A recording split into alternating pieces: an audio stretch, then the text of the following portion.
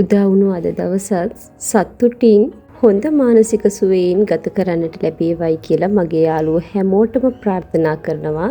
ඉතින් මේ වීඩියෝ එක බලන හැමෝටම සුබම සුබ දවසක් වේවා.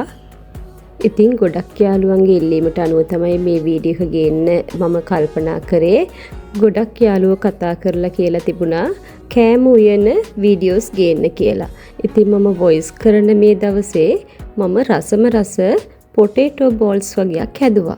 ඉතින් ඒක හදන්න කලින් මම වීඩියෝ කරන්න පටන් ගත්තාම මට මතක් වුණා මම මේ රසට පොටේටෝ බෝල්ස් හදන වීඩියෝ එකක් කරා. ඒ වුණාට මට මේක YouTube එකට දාන්න අමතක වුණා. අමතක වෙන්න හේතුව තමයි මගේ වීඩියෝස් බලන යාළුවෝ හැමෝම දන්නවනේ අපි ගම් වතුර කරදර වලට මුහුණ දුන්නා කියලා. ඉතින් ඒකට කලින් දවසේ තමයි මේ vlog එක මම වීඩියෝස් කරගත්තේ. ඒ වුණාට මට මේක YouTube එකට දාගන්න බැරි වුණා. ඉතින් මට හිතුණා මේ vlog එක දාන්න ඕන කියලා. ඉතින් මේ විදිහට රස පොටේටෝ බෝල්ස් හදන්න අල ටිකක් අරගෙන, ඒ කියන්නේ Tamanට අවශ්‍ය ප්‍රමාණයට අල ටිකක් අරගන්න. මම අද අල 2යි ගත්තේ. සාමාන්‍යයෙන් 4 දිනකට වගේ මේක හොඳටම ඇති. මොකද මේක බඩ පිරෙන්න කන කෑමක් නෙමෙයිනේ. තේ බොන වෙලාවන් වලට එහෙම නැත්තම් සාමාන්‍යයෙන් අර එක දිගටම වහින වෙලාවන් වලට රස කෑමක් තමයි මේ අල බෝල්ස් කියන්නේ නා. ඉතින් මේ විදිහට සුද්ධ කරගත් අල ටික අපි පොඩි කෑලි වලට නැත්තම් Tamanට කැමති විදිහට කපලා පිරිසිදුව භාජනයකට දාලා හොඳට තඹ ගන්න තියෙන්නේ. තඹ ගත්තට පස්සේ ඔන්න ඔය විදිහට ග්‍රේට් කරගත්තා නම් හරි. ඒකත් Tamanට පහසු විදිහට පහසු ක්‍රමයකට පොඩි කරගන්න පුළුවන්.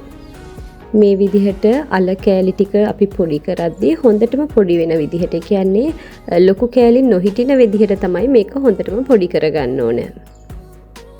ඉතින් මේක වීඩියෝ කරන වෙලාවේ එක දිගටම වහින දවස් ටිකක් තමයි තිබුණේ.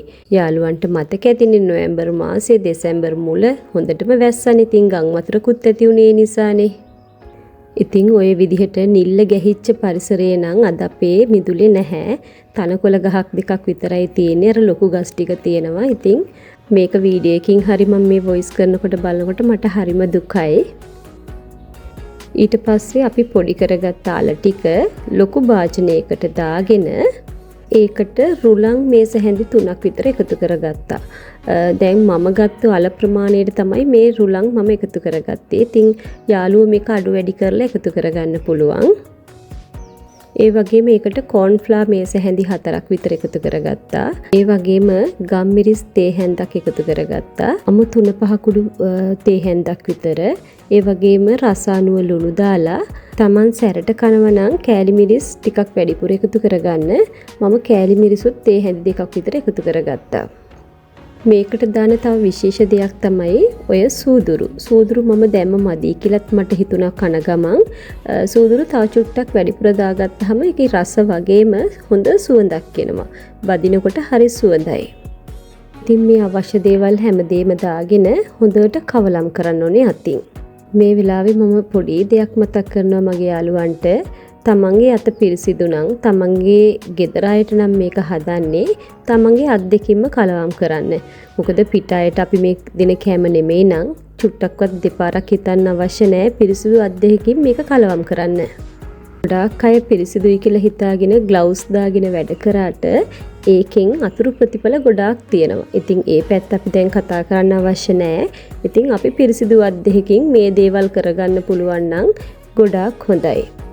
ඊට පස්සේ ඉතින් කරන්න තියෙන්නේ ලුණු ඇතිද කියලා බලලා ওই විදිහට බෝල්ස් හදාගන්න එක තමයි. අපේ අත් දෙකට පොඩ්ඩක් තෙල් ටිකක් තවරගෙන ওই විදිහට බෝල්ස් හදාගන්න පුළුවන්. නිතර ඉතින් ගෙවල් වල මේ වගේ කෑම්බීම හදන්න බෑ කියලා මම දන්නවා. ඒ වුණාට බිස්කට් වගේ දේවල් කනවට වඩා නැත්තම් කේක් කෑල්ලක් කඩෙන් ගෙනල්ලා කනවට වඩා මේ වගේ ගුණදායී කෑමක් පිරිසිදුව පිළිවෙලකට දරුවන්ට හදලා දෙනවා නම් ඇත්තටම මම නම් හරිම ආසයි. ඒ වුණාට ඉතින් කාර්ය බහුල අම්මලාට නම් ඉතින් හැම වෙලාවකම මේ වගේ දේවල් හදන්න බෑ. නමුත් වෙලාව තියෙන විදිහට අපි අපේ ජීවිතේ ලස්සන කරගන්න උත්සාහ දරමු. ඔය විදිහට තාච්චියක් ලිපේ තියලා තෙල් ටික දාලා තෙල් ටික රත් වුණාට පස්සේ ඔය විදිහට එක එක අරගෙන තෙල් වලට දාලා පොඩ්ඩක් වෙලා තියලා හැන්දකින් පොඩ්ඩක් කලවම් කරලා බෙද ගන්න තියෙන්නේ. ඒකනේ ඉතින් අපේ ගෘහණියෝ හොඳටම දන්න දේවල්නේ. ඉතින් පුංචි දේවල් වුණාට ඉතින් ඉවසීමෙන් කරන්න ඕන. මොකද පුංචි දරුවෝ ඉන්න ගෙවල් වල නම් ඔය රත් වෙච්ච තෙල් එක්ක වැඩ කරද්දී ගොඩාක් පරිස්සම් වෙන්න ඕන. මේක සාමාන්‍යයෙන් අර අපි පැටිස් වගේ දේවල් බදින විදිහටම රන්වන් පාට වෙනකම් බැද ගන්න ඕන.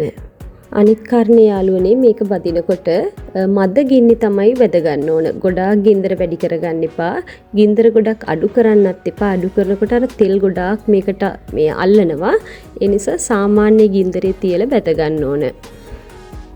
මේ වගේ කෑම බීම හදන්න ගොඩාක් වෙලාව යන්නේ නැහැ.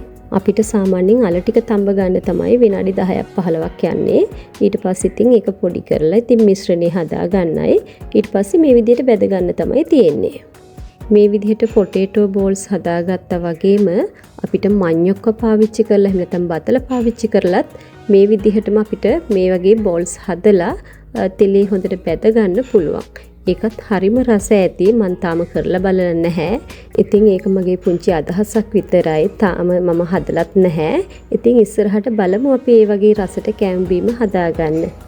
සාමාන්‍ය යාළුවනේ ඔය වගේ රස කෑම බීම අපේ මුතුන් මිත්තන්ගේ ඉඳන්ම තමන්ගේ අත්දැකීම් පළපුරුදු වලින් ඇවිල්ලා තියෙන්නේ. ඉතින් අපිටත් පුළුවන් වෙනස්ම විදිහේ රස කෑම බීම හදාගන්න. ඒ වුණාට අපි කෑම බීම වලට ගන්න අමුද්‍රව්‍ය ගන්නකොට ගොඩාක් දුරට හිතන්න ඕන මේවා ඇලර්ජික් වෙයිද එහෙම නැත්නම් එකිනෙකට ගැළපෙනවද කියන එක විතරක් අපි හොඳට හිතන්න ඕන. සමහර කෑම බීම එකිනෙකට විරුද්ධයි. ඉතින් ඒ නිසා හොඳට හිතලා බලලා අපි ළඟ තියෙන නිර්මාණාත්මක හැකියාවත් උපයෝගී කරගෙන රසට ගුණට අපේ දරුවොත් එක්ක තමන්ගේ ජීවිතයේ සතුටින් ගත කරන්න. ඉතින් මේ විදිහට හදාගත්ත පොටේටෝ බෝල්ස් කන්න අපිට චට්නි එකක් හරි එහෙම නැත්නම් සෝස් ටිකක් තිබ්බොත් හොඳයි. ඉතින් මම අද කරේ චට්නි එකක් හදාගත්ත එක. මේකට ලූණු ගෙඩියක් ඒ වගේම තක්කාලි ගෙඩියක් එකතු කරලා කරපිංච ටිකක් ඒ වගේම සුදු ලූණු ඒ වගේම කෑලි මිරිස් රස අනුව ලුණුත් එකතු කරලා අපිට අවශ්‍ය ප්‍රමාණයට පොල් චුට්ටකුත් එකතු කරලා හොඳට බ්ලෙන්ඩ් කරගත්තා නම් හොඳයි. තව මේක මිංචි කොළ ටිකක් එකතු කරොත් නම් ගොඩාක් රසට තියේවි. කොහොමද යාළුවනේ මම හදාගත්ත මේ පොටේටෝ බෝල්ස් හරිම රසයි. ඔයාලත් දවසක try කරලා බලන්න. මේක ඇත්තටම වහින වෙලාවන් වලට නම් රසම රස කෑමක් තමයි කාලේ ගත කරන්න. ඒ වගේම මේක අපිට ඕන හැඩයකට හදාගන්නත් පුළුවන්. සාමාන්‍යයෙන් අපි වඩේ හදන විදිහට එහෙම නැත්නම් සොසේජස් විදිහට ඕන විදිහකට අපිට හදාගන්න පුළුවන්. ඉතින් එදා දවසේ ඔන්නකොම වහින වෙලාවේ තමයි අපි තුන්දෙනා එකතු වෙලා මේ විදිහට මේ කෑම බීම රස බැලුවේ. මේ චට්නි එකත් අපිට ක්‍රම දෙකකට හදාගන්න පුළුවන්. අද මම කෑලි මිරිස්නේ දැම්මේ. එහෙම නැත්නම් අමු මිරිස් එහෙම එකතු කරා නම් මේක කොළ පාටට තියෙයි. එතකොට තවත් ලස්සනයි. ඉතින් අද මේ පොටේටෝ බෝල්ස් ගැන බලලා අනේ රසයි කියලා හිතලා විතරක් මගේ යාළුවෝ ඉන්න එපා. ඇත්තටම ඔයාලත් රසයට හදලා දරුවොත් එක්ක කාලා රස බලන්නකෝ. ඉතින් 2025 නොවැම්බර් අන්තිම වෙනකොට ගොඩාක් වැස්සනේ. ඉතින් මේ පොටේටෝ බෝල්ස් හදපු දවසේ අපි ඉතින් දවසේම ඉතින් රස කෑම හදා කෑවා මිසක් වෙන දෙයක් කරන්න හිතුවේවත් නැහැ. හැමතැනම නිවුස් ආවේ ගම් වතුරක් එන්න යනවා කියන්නේ. ඉතින් ඒ නිසා වෙන දේවල් කරේ නැහැ. ඉතින් ඔහේ කකා බිවි වෙන දෙයක් වෙන්නේ නැතේ කියලා ඉතින් හිතාගෙන හිටියා. ඉතින් මේ දකින්නෙත් එදා දවසේ දවල්ට ඔයපු කෑම බීම.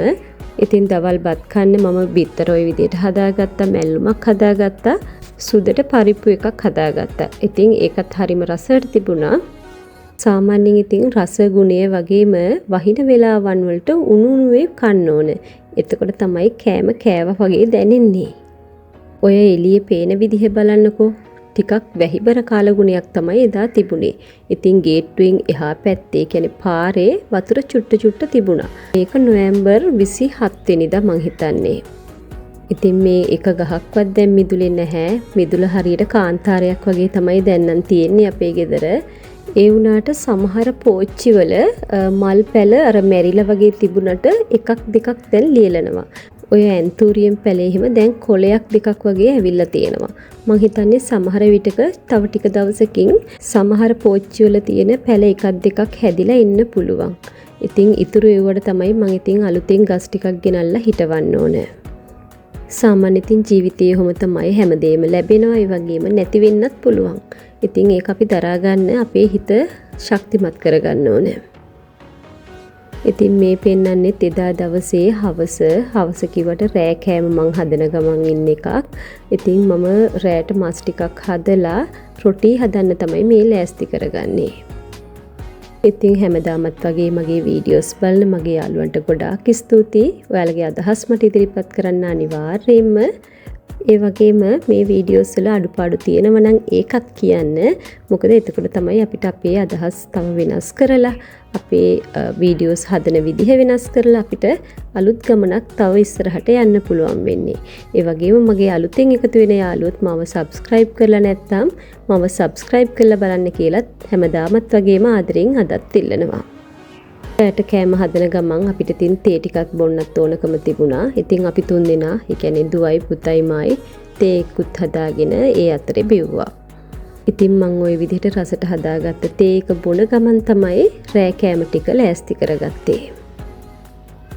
අද ඉතින් මේ මස් කරියක් උයන විදිහ මං ඉතින් යාළුවන්ට විස්තර කරන්න ගියේ නැත්නම් ඉතින් හැමදාමත් උයනවනේ අපි මේ විදිහට. ඉතින් මීට කලින් vlog වලත් අපි මස් මාළු උයන විදිහ ඉතින් ගොඩක් ගෙනලා තියෙන නිසා ඉතින් අද විස්තර කරන්න ගියේ නෑ. ඉතින් මගේ යාළුවන්ට මම පුංචි දෙයක් මේකම මතක් කරන්නම්.